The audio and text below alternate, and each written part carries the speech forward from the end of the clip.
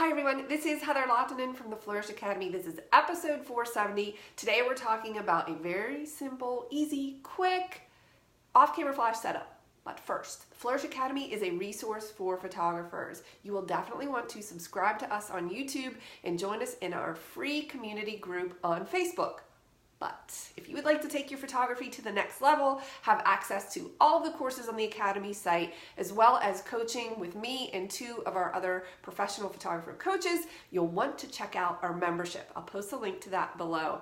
Okay, I get a lot of questions about setting up an off-camera flash. Super simple, easy, and an inexpensive setup. I have a lot to cover in this video, so I'm going to start with the basics. If you want, I have all my gear here. I have so much gear in front of me.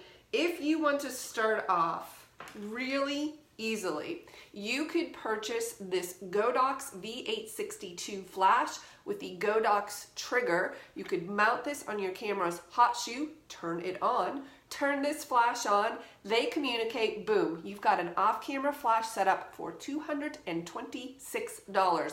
This is $179, this is $46. Super simple, super easy, and you're not spending a ton of money and worried about like, how's this gonna work out? Am I gonna like this? Am I gonna learn it? It's super fun to play with. Even if you are a hobbyist, I would highly recommend this setup. $226 is less expensive than buying one Canon or Nikon flash, at least the high-end flashes. They run about $500 to $600. So I started experimenting with these last year, this Godox, and I love it. I was previously a flash snob and only had Canon and Nikon, but they work. They just work. They have a rechargeable battery. I love this setup. It's very easy. Again, just mount this in your hot shoe, turn it on, put this flash off camera. Listen, if you like photography, you need a flash anyway, right? Period. You have to have a flash. You buy this trigger, not only does it mount easily in your hot shoe, but look at that, has a hot shoe on top, which means you could pick up two of these. You could have one mounted here on your camera and one off camera, and then it could be really fun. But if that intimidates you, then just start out really simple with this setup. Okay, I have this setup. I have triggers for my triggers on my flashes. First half of my career, I shot Canon, second half Nikon, and now I'm dabbling in Fuji. So I have different types of triggers for all of these things, but I want to share an experience I recently had so that we can learn how these all can kind of work together. My friend Susie was photographing the prom this past weekend. I stopped by to help her set up a little bit. She has a Canon 5D Mark III. She also had a Pocket Wizard Plus 2 mounted Pocket Wizard Plus 2. Let me tell you something about these. I've had these Pocket Wizards well over a decade. They are absolute workhorses. They have never once failed on me. They are very simple triggers. They do not communicate TTL data. There's no data. You have your off-camera light or flash in manual mode. I actually like it that way because I have more control. When I arrived at the prom, Susie had this mounted in her camera, this Pocket Wizard Plus 2, and she had an Alien Bee off camera with another Pocket Wizard plugged in via a cable. This has cables. She had that plugged in to her Alien Bee, and it was a very simple setup. She was shooting everything in manual mode. She had the light set, I don't know, it was maybe 1/16 power, and it's just firing, and it looks good. There were some shadows that we weren't crazy about. You know what, I'm gonna ask her to post these photos in the comments so you can see. She had an arbor. The arbor had flowers. She had a white background. The flowers were casting a shadow onto the white background. And she was like, yeah, I'm just not sure the best way to eliminate those shadows. I said, well, ideally, in a perfect situation, we would have 3 lights here, 2 at 45 and 1 hitting that background. But when I arrived, I didn't have my gear with me. I was just like checking in to help her set up.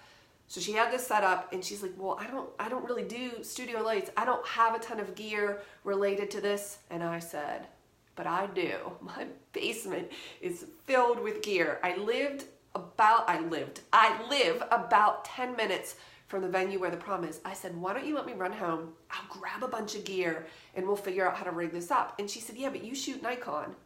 I said, I do. I shoot Nikon. But we're going to figure out, but I have old Canon flashes. I have a bunch of Pocket Wizard Plus 2s, a bunch of them. I have Godox and I have Fuji. and my mind started spinning. My degree is mechanical engineering, and I actually forgot how much I love rigging all of this stuff up. I mean, it was, okay. So first I came home, I grabbed this. I grabbed this big Magmod softbox with its adapter, because I thought, okay, we can use that at 45 from the Alien Bee to fill in shadows. Susie says, what light? How are we going to trigger it? I said, no problem. I have these are my old Canon 580EXs. When I switched to Nikon, I kept these flashes because I could use them off camera with my Pocket Wizard Plus 2s in manual mode, right? They did not have to be Nikon. Why? Because I'm shooting them in manual mode. I don't need the TTL data. I don't need it to be in auto. I want it to be in manual. So I took this. I have the Magmod adapter on it, so I could just click it into that softbox. I used a female hot shoe to PC mini phone adapter to attach this to the Pocket Wizard and then mount it. I'm getting ahead of myself. I had two of these. This one went into the Magmod. Then I had another one with this setup that went to another Pocket Wizard that I could like sit on the ground and just mount on something. I think we have some behind the scenes photos of this. I know we did some video of it, so I could show you this setup. Okay, let me back up. We started very simply. Pocket Wizard Plus 2 triggering Alien Bee. Simple. We added in this Canon flash with a Pocket Wizard.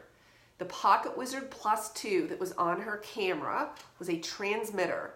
I had two receivers, one on this light, one on the Alien Bee. She fired, boom, they both fired, no problem. Okay, but then I was like, oh, I don't really like this. There's still this shadow. Could we possibly light the background? So I picked up another one of these flashes. This is what I was talking about. I mounted and I put it on the ground. But then I was like, wait a minute. Wouldn't it be amazing if I could use this Godox 8200? Because this has, I think 3 times the power of that speed light. So we could turn it down, longer battery life, and we could mount this. I put the adapter, Magmod adapter. I could mount this into the Magmod. But hold on, you might be wondering, Heather, how in the world could you trigger that Godox? Well, this gets very interesting. I have a Godox trigger. There is a receiver already built into this unit, which is awesome. So I didn't need this Pocket Wizard business. I didn't need a Pocket Wizard attached to this. This has a receiver, but I needed something to transmit to it. Okay, I have 2 sets of these, Fuji and Nikon. She said, but I'm shooting Canon. I said, it doesn't matter. All we need is the signal. We mounted this Nikon, I might have even used my Fuji, it doesn't matter. I mounted this Godox transmitter into Susie's Canon camera, just like this. This Godox fired this Godox off camera in the Magmod. No problem, easy. These communicate very easily. And by the way, I want to say this is $300. My gosh, this is amazing. So I said, wow, that's really powerful. It's in the Magmod. It looks so good. And she's like, but how are you going to get the Alien Bee to fire? Now remember, the Alien Bee that was off camera had a Pocket Wizard dangling from it by a cable. I always hated that. How are we going to fire that? Well, okay, that Alien Bee, I need a receiver on it. So I thought to myself, what if, remember this is a Nikon trigger on her Canon camera, firing a Godox off camera. I mean, I am rigging this. Okay, so then I said, what if we put this is the receiver. Pocket Wizard made, back in the day, these Plus 2s. They made transmitters, receivers, and then they started making transceivers so they could transmit or receive. Don't let that confuse you. Who cares? Had this Godox on Susie's Canon 5D Mark III. This is for Nikon. I mounted this Pocket Wizard into this hot shoe, and I thought, could I get this Godox to fire the off-camera Godox whilst at the same time getting this transmitter to fire the Alien Bee off camera? Do you think that would work? I didn't know. I thought I was crazy. I did it. I mounted this, had this on her camera. This was firing the Alien Bee. This was firing that Godox 8200. You guys, it worked. It worked. I was surprised, yet not, and I was very, very happy because I could set this whole thing up in manual. Everything was in manual. That Alien Bee was in manual. My Godox was in manual mode. I did not need TTL data. Why did I not care about that? Well, first of all, when I shoot off camera light, I don't like auto. I don't like the camera metering and telling the flashlight to fire. I like to put it in manual, especially in studio situations or a situation like this where the lighting does not change. I knew it was going to be consistent throughout the night, so why not set it up perfectly right out of the gate? Okay, this was in Canon camera, Nikon trigger in a Canon camera firing a Godox off camera. That's awesome. And then I put a Pocket Wizard Plus 2, which is very basic. Just sends a signal. Your signal goes to the Alien Bee, says, hey, yo, fire. It fired, and it was amazing. Then I was like, okay, got these two lights firing in this like crazy configuration. What if I was having so much fun? This is absolutely my kind of fun. What if I took this Canon flash with this female hot shoe adapter, plugged that into this Pocket Wizard Plus 2 receiver, mounted it just sitting on the ground, and then fired this at the background? Would that work? Oh my goodness, it did. Yes. Alyssa says the moral of the story, as long as you're shooting and triggering in manual, everything's gonna fire. All I needed was a signal. That's it. And the Godox trigger and the Pocket Wizard gave me that. They gave me the signal and they told everybody to fire and everybody fired. I just, I wouldn't go out and buy a mismatched system. I wouldn't do that. I just happen to have all of this gear, which is awesome, so I could test it and see if it worked.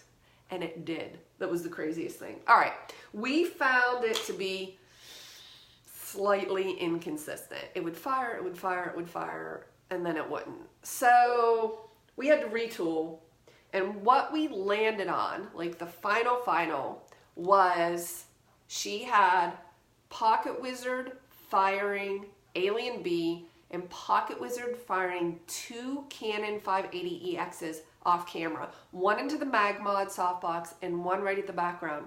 Now the background light was still a little bit harsh. We didn't have another softbox. How are we going to soften this? We got a plastic grocery bag and we fluffed it up, put it over that 580EX on the floor, or we may have ended up putting it on a serving tray. This, you guys, it was hilarious. It was so rigged up, and the photos are beautiful. I'm gonna ask her, and she may have even sent me some, to post some of these in the comments so that you can see them. It worked. Okay, I said to her, this is hilarious. I love it. But if I were to do this from the beginning and do it in a more clean fashion, my ideal setup for this prom arbor with a white background would have been the following. Ideal setup. My ideal setup, keeping in mind we're on the road. This is on location. So I don't want to pack, and we're not commercial photographers, so it's not like we have all of this just lying around. My ideal setup would have been the following. I have so much gear here. I would have mounted a Godox trigger on her camera. I would have two of these AD200s, each at 45 degrees, hitting that background. I would have put these through this Magmod setup because it's so clean. With the adapter, I could just click that in. It looks so clean. It's so fast to set up. So I would have had two of these, one each at 45 degrees, fired with this. And then I would have had another Godox, but not the AD200. I would have had a Godox speed light firing into a smaller softbox, maybe something that's much smaller. I would have fired it into the Magmod Magsphere. That's what I would have done. And I would have had it hitting that background so that we could really cancel out essentially any shadows we got from this arbor. See, the issue with the arbor was it had greenery and it was everywhere and it was beautiful, but you can imagine what that did to casting shadows in the background. Now in the final results, I think you'll still notice there's some slight shadows, but they're softer. They don't bother me. I am a perfectionist. I like everything to be perfect, but sometimes you just got to make it work with what you have. So that ideal setup, 2 mag mods in soft boxes with 2 Godox 8200s fired with a Godox trigger, and then the Godox V860 for the background. This setup is so slick because, number one, there are no cables dangling. Think pocket wizards. Listen, when we use these pocket wizards, there was always dangling. I mean, I have over here brackets with female adapters, hot shoe adapters, cables everywhere. None of that. Plus, these Godoxes are rechargeable batteries. So she was having to plug in her Alien Bee, which meant an extension cord and a tripping hazard and all kinds of things to be concerned with.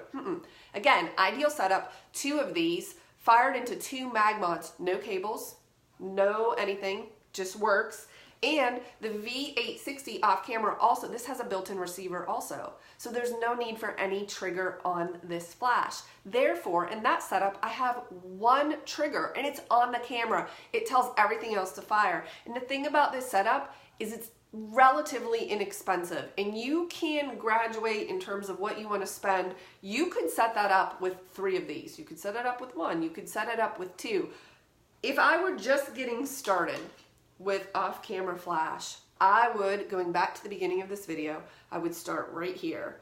I would pick up this Godox trigger for $46 for real. And then I would pick up this Godox flash for $179, and these 2 work beautifully together. Hey, if you're feeling crazy, pick up 2 of these, because again, this has a hot shoe on it, which means you could mount this on your camera, put this on your camera, and then have another one off camera, which gives you options and flexibility, because you could always turn this off. You could change the power on this one, you could change the power on that one.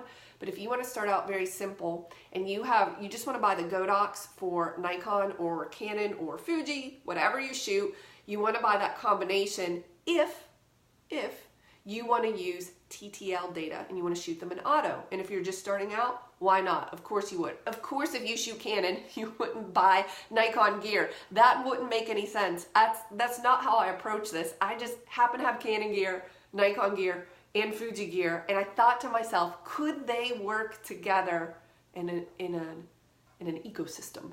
And they did. Wow, what a brilliant experiment. So I hope that you found this useful. If you have any questions on off-camera lighting, let us know, and I'll see you in the next video.